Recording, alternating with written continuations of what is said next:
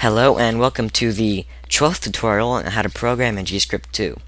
So in our level editor, let's drag an NPC down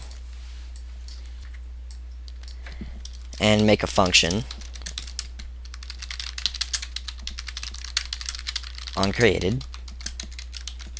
And in this tutorial, I'm going to teach you one of the single most important things of all programming ever, and that's the loop, and specifically a for loop.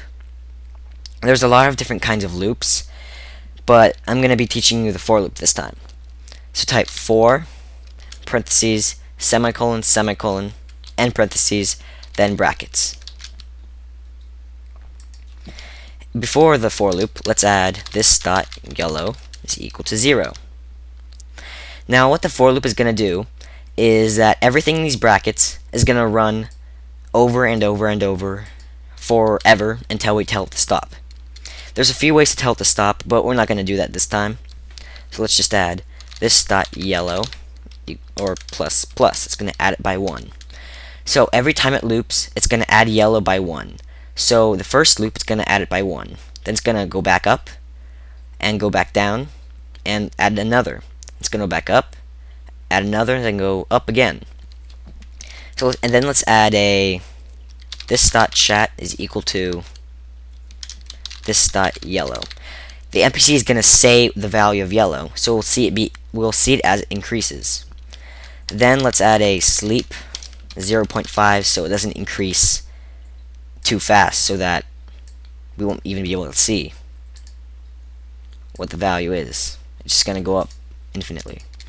So let's upload, and you can see it's looping over and over and adding yellow by 1, and it's going to do that forever. The thing is about for loops is that for loops have a limit to how many times they can be looped. Other loops don't have, some other loops don't have this limit, but we're not going to enter that yet. So the way to stop it from looping is we can do it in two different ways. For one, in the for loop we can add if this dot yellow is greater than 50. Then, in brackets, break. So what break does is it breaks the for loop and just skips past it and does whatever else is past the for loop. We can also, if we wanted to, have for loops inside of other for loops or whatever other loop we want, but we're not going to do that. So it's going to loop over and over and over until yellow is greater than 50, where it's going to break. So once it's 51, it's going to break.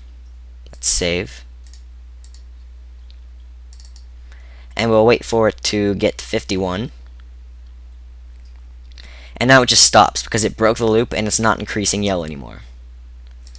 So there's another way to make it exit the loop, and that is by adding it into these semicolons. So let's take out yellow here, and here, and here. And before the first semicolon, add temp.n is equal to 0. This is creating a new variable called n and making it equal to 0. And this variable is going to be destroyed once the function is done, but we won't need it then. And between the semicolons, add temp.n is greater than or equal to 30. And after the last semicolon, add temp.n plus plus. So the first parameter, which is the one before the first semicolon, creates the variable. The one in the middle tells it what must be true for the loop to run. And the last one increases it or decreases it by whatever we want. We can also just do equals temp.n plus 1. We're just going to do plus plus. So once it's equal to or greater than 30, it's gonna break. And here let's add this dot chat equals to n. So every time it loops, n is gonna increase by 1. And once n is greater than 30, it's gonna end the loop. Because this loop only runs if n is less than or equal to 30.